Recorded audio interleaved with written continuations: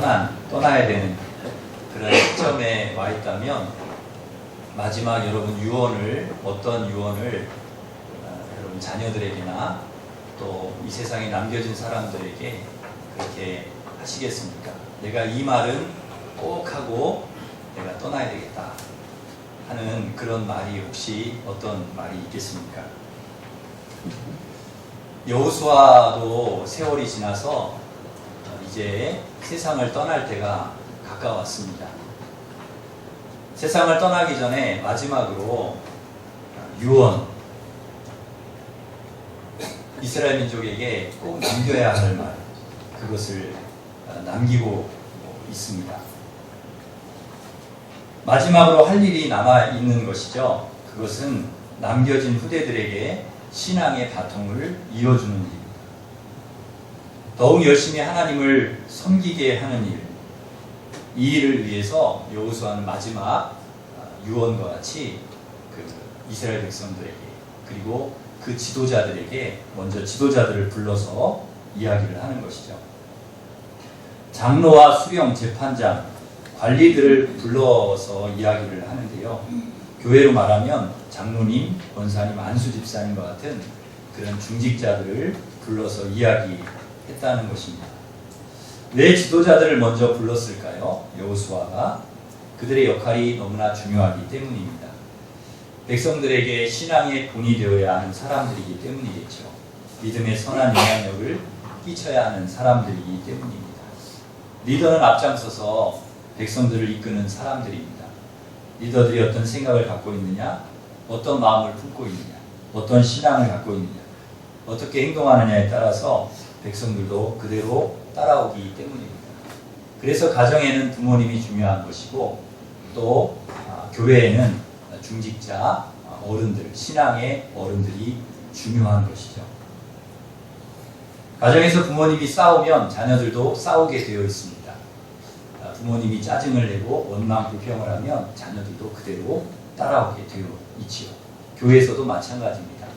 우리 중직자나 어른들이 교회에서 불평을 하고 원망을 하고 짜증을 하고 그리고 이렇게 하면 평신도들도 담게 되어 있습니다. 중직자가 기도하면 성도들도 기도하게 되어 있습니다. 우리 어른들이 말씀을 붙들면 성도들도 말씀을 붙들게 되어 있습니다. 헌신하고 섬기고 사랑하면 우리 성도들도 그렇게 되어 있습니다. 지도자가 어떻게 하는가 보고 그대로 따라가는 것입니다. 그래서 그 교회의 수준은 우리 중직자들의 신앙과 헌신을 통해서 결정이 되는 것입니다. 얼마나 헌신하는가, 그 교회가 얼마나 좋은 교회인지를 결정하는 잣대입니다. 어느 공동체든지 교회든지 지도자들이 먼저 하나님을 잘 섬겨야 백성들도 그 모습을 보고 하나님을 잘 섬길 수가 있고 지도자들이 먼저 분명한 신앙이 있어야 백성들도 신앙생활을 바르게 잘 할 수 있는 것이죠. 그것이 모델이 되고 기준이 되기 때문입니다. 그러기에 여호수아는 먼저 지도자들을 불러서 그들에게 신신당부하면서 이야기하는 것입니다. 저를 비롯해서 우리 장로님, 안수 집사님, 권사님 모두가 좋은 리더, 좋은 중직자가 되실 수 있기를 바랍니다. 말 그대로 리더는 모든 신앙생활의 리더가 되어야 합니다. 예배 드리는 일, 기도하는 일, 봉사하는 일, 헌금하는 일, 선교, 교제, 모든 일에 본이 되고 모범이 되어야 합니다. 여러분 모두 신앙의 모범이 되는 좋은 리더가 되실 수 있기를 바랍니다.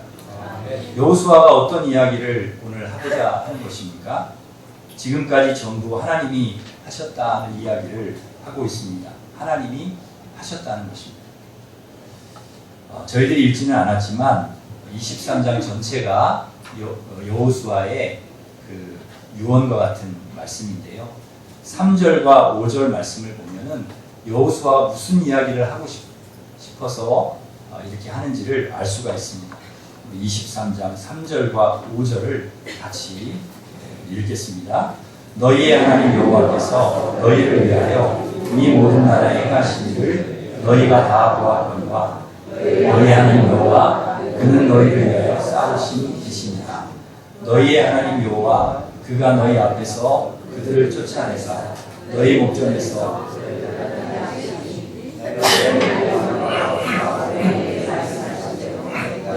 그 땅을 차지할 것이라. 하나님께서 너희를 위해 싸워주시겠다. 그들을 쫓아내 주시고 땅을 차지하게 하셨다는 것이죠. 싸워주시고 쫓아내 주시고 땅을 차지하게 하신 것, 이 모두가 하나님이 하셨다는 것입니다. 출애굽과 광야 40년 가나안 땅 점령, 정말 매 순간 고비였고 어려운 시간이었지만 하나님께서 그때그때마다 하나하나 그 일들을 하나님이 이루어 주셨습니다. 그래서 오늘의 일에 하셨다는 것이죠. 그것을 반드시 기억하라는 것입니다. 그것을 잊어버리는 순간 어떻게 됩니까? 하나님이 하셨다는 것은 다 없어지고 내가 했다, 내가 싸웠다, 내가 차지했다, 내가 쫓아냈다, 내가 했다, 내가 다 한 거다, 내가 누군데, 이렇게 나온다는 것이죠. 그래서 여호수아가 계속 강조하는 것이 무엇입니까?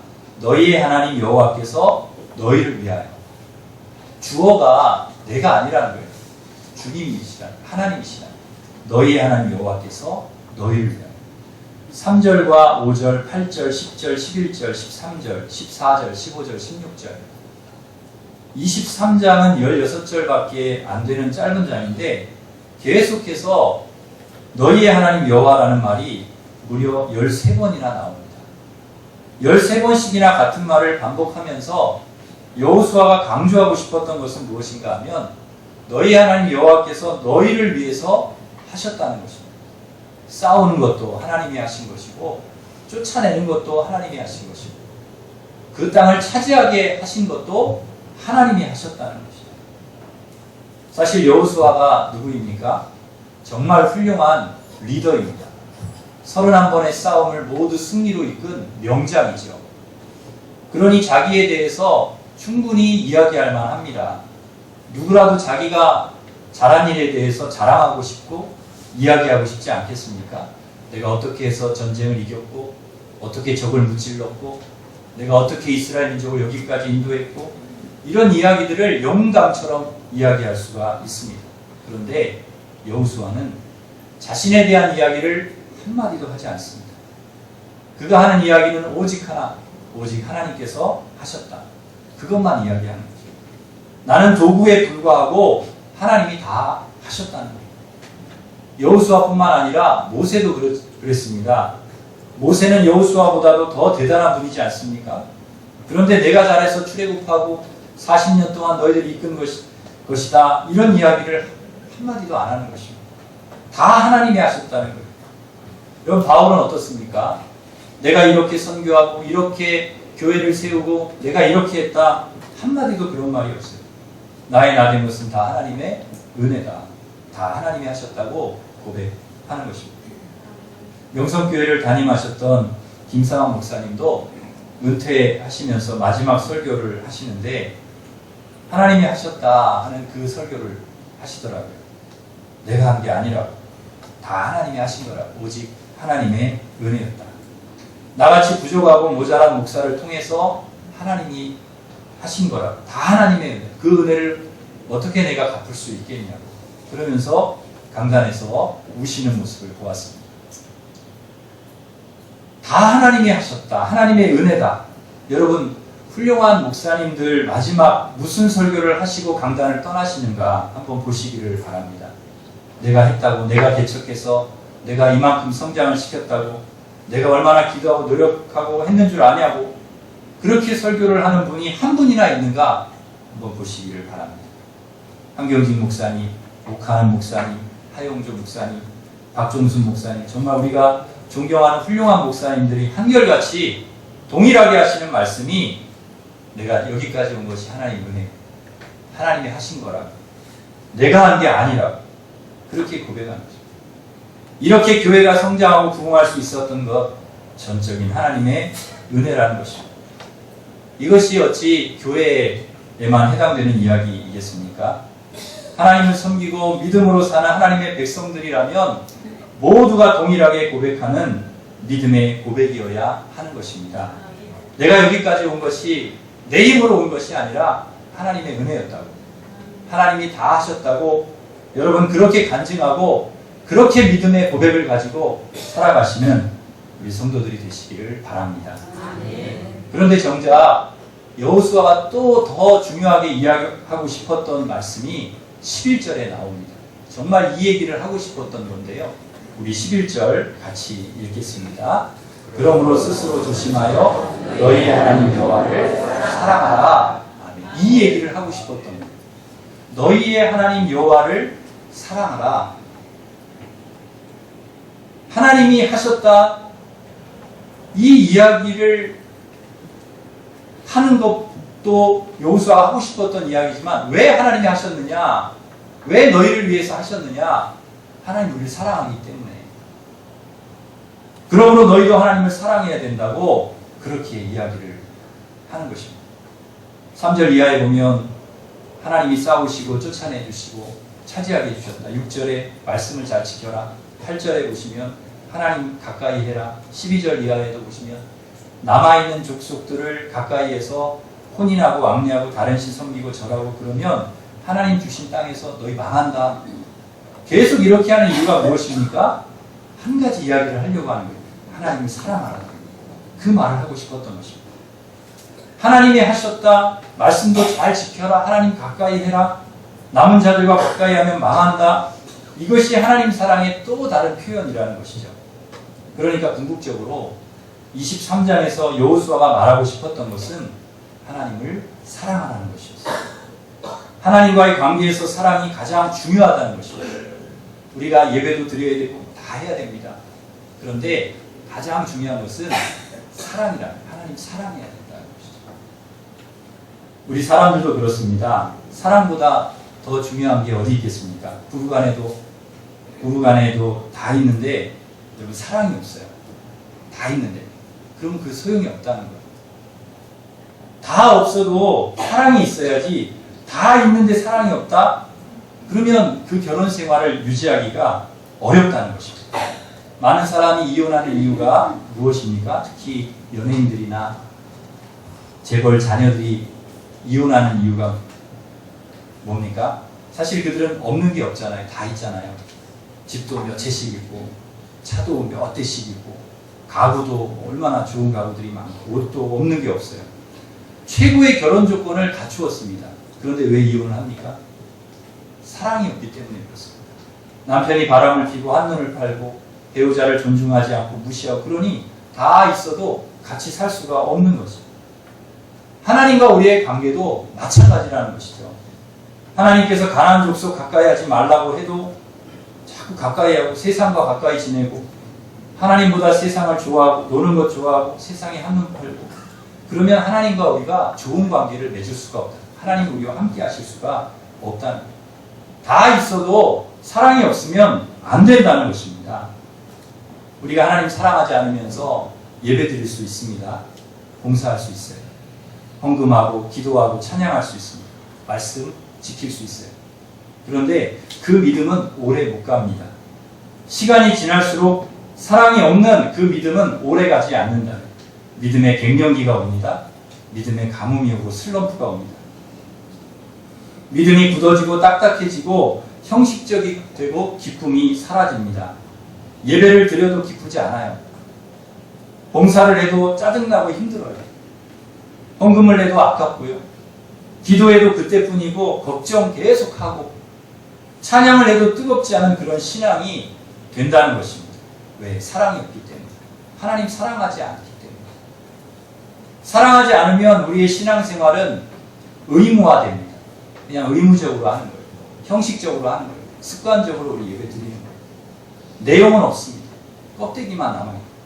그것이 바로 바리새화 되는 것입니다. 바리새인이 되는 거예요. 바리새인과 대제사장 종교지자들이 왜 예수님께 그토록 책망을 받은 것입니까? 종교생활은 잘해요. 종교생활은 잘하는데 법을 지키는 것, 제사 드리는 것, 기도하는 것, 헌금하고 구제하고 가르치는 거 잘해요. 근데 그게 끝이에요. 그게 다예요. 뜨거움이 없어요. 하나님에 대한 열정, 하나님을 사랑하는 마음, 열심, 이게 없는 거예요. 그 속에 하나님을 사랑하는 마음이 없는 것이죠. 그저 형식 속에 갇혀서 그렇게 하는 것입니다. 의무로 하는 거예요.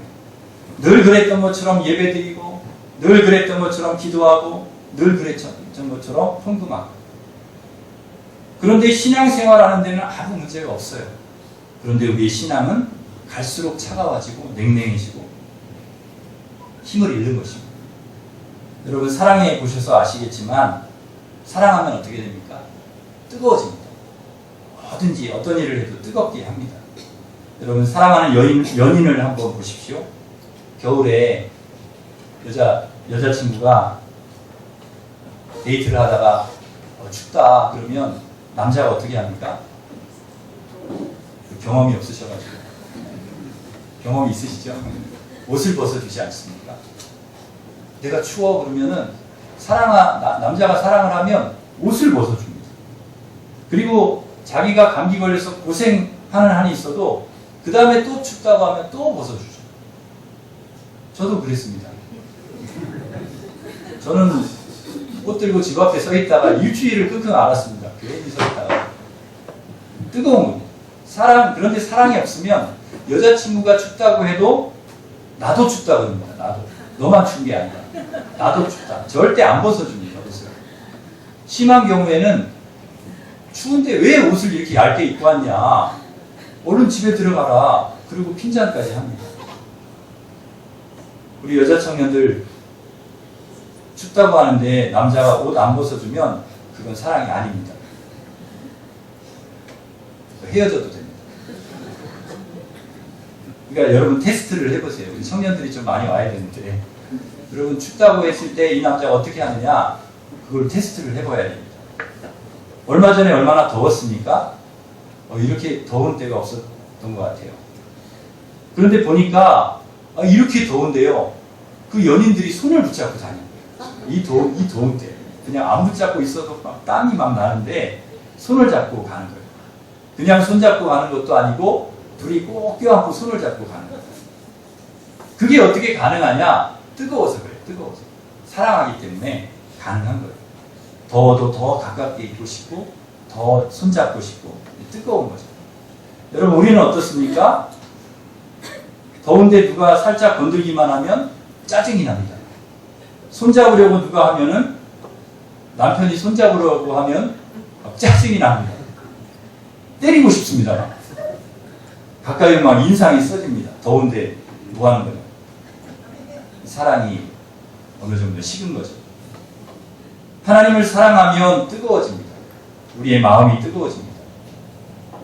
신앙생활이 냉랭하지 않습니다. 기도할 때도 뜨겁습니다. 정말 가슴에서 우러나오는 주여가 나옵니다.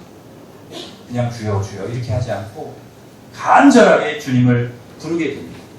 찬양도 뜨겁게 합니다. 말씀도 들었지만 또 듣고 싶습니다.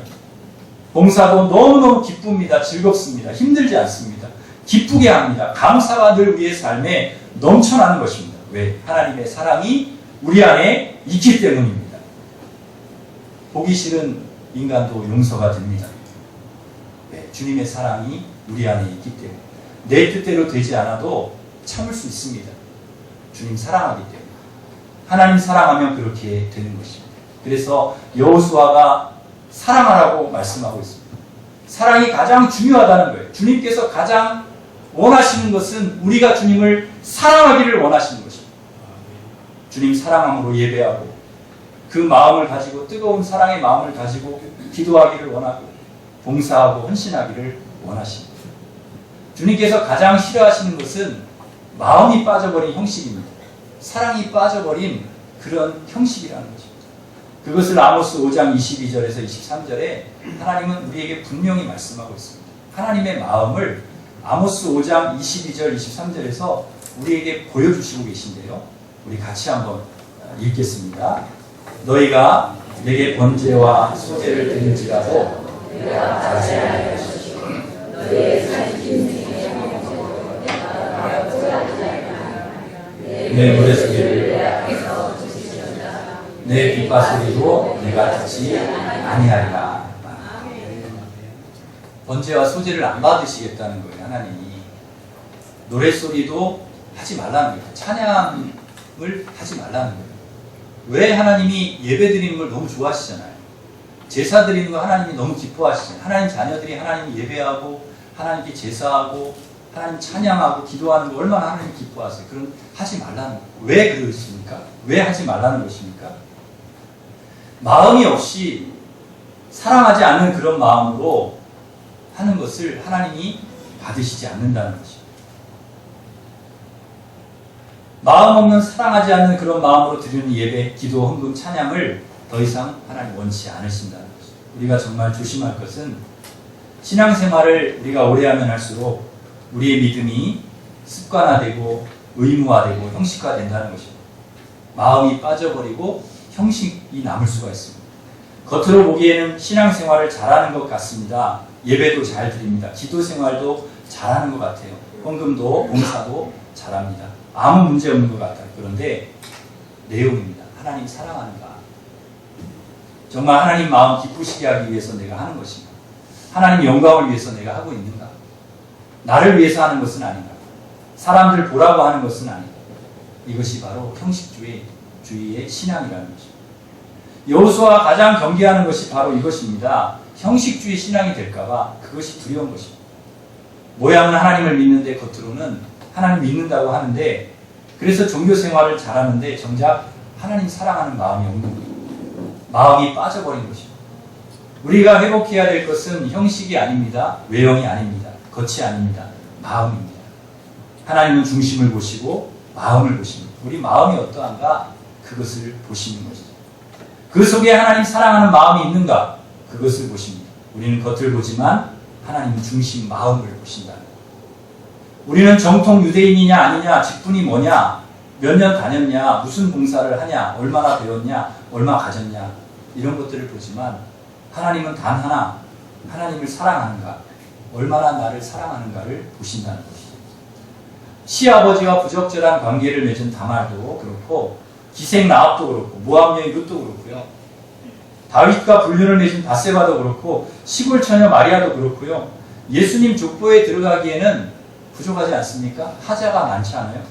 부족한 사람들이지만 그들을 하나님의 그 족보에 넣어주신 이유가 무엇입니까? 하나님 역사에 동참케 하신 이유는 그들이 어떤 외형적인 거나 그런 것에 있어서는 하자가 있고 좀 부족하지만 그들의 중심이 그들의 마음이 하나님을 향한 뜨거운 마음, 하나님 사랑하는 마음이 있었다는 것이죠. 그래서 그들을 그 위대한 하나님의 족보에 예수 그리스도의 족보에 그 이름을 넣어주셨다는 거예요. 그들의 역사, 하나님의 역사 속에 그들을 동참케 하셨다는 거예요. 미가서 6장 7절 8절에서 정말 주님이 우리에게 원하시는 것이 무엇인가를 말씀해 주고 있습니다. 우리 미가서 6장 7절 8절 같이 읽겠습니다. 여호와께서 천천의 순양이나 만만의 강물 같은 기름을 기뻐하실까? 내 허물을 위하여 내 맏아들을 내 영혼의 죄로 말미암아 내 몸의 열매를 드릴까? 사람아, 주께서 선한 것이 무엇임을 내게 보이셨나니 여호와께서 내게 구하시는 것은 오직 정의를 행하며 인자를 사랑하며 겸손하게 내 하나님과 함께 행하는 것이 아니냐. 아멘. 정말 하나님이 원하신 것이 무엇인가? 무엇일까요? 천천의 순양이나 만만의 강물 같은 기름 아니라는 것입니다. 정말 하나님이 원하시는 것은 우리가 하나님을 사랑하기를 원하십니다. 세상에 한눈 팔지 않고 하나님 말씀에 집중하고 하나님을 가까이 하고 하나님이 하셨다는 것을 늘 고백하면서 그 마음으로 하나님을 사랑하는 마음, 하나님을 향한 뜨거운 마음으로 그렇게 하나님께 예배하고 그렇게 하나님께 기도하고 그렇게 하나님의 말씀을 사모하고 헌신하고 봉사하고 헌금하고 하나님을 찬양하기를 하나님이 원하신다는 것입니다. 여호수아가 그걸 이야기하는 것입니다. 사랑하는 성도 여러분, 여러분의 신앙이 하나님을 향해서 다시금 뜨거워지기를 바랍니다. 그래서 진정으로 예배가 회복되고 기도와 찬양과 말씀이 회복되고 기쁨과 감사가 회복되고 여러분의 삶이 놀라운 하나님의 은혜로 회복되기를 바랍니다. 오늘 저와 여러분은 여호수아가 우리에게 마지막으로 주었던 유언을 우리의 마음에 새기기를 원합니다. 누구보다 하나님을 사랑하라고 뜨거운 마음으로 주님을 섬기라고 하는 여호수아의 그 마지막 유언을 마음에 담아서 정말 하나님을 사랑하고 뜨거운 마음으로 주님을 섬기고 그렇게 예배하고 그렇게 기도하고 그렇게 아름다운 삶을 살아가는 우리 성도들이 되시기를 주님의 이름으로 축원합니다. 기도하겠습니다. 하나님 아버지, 우리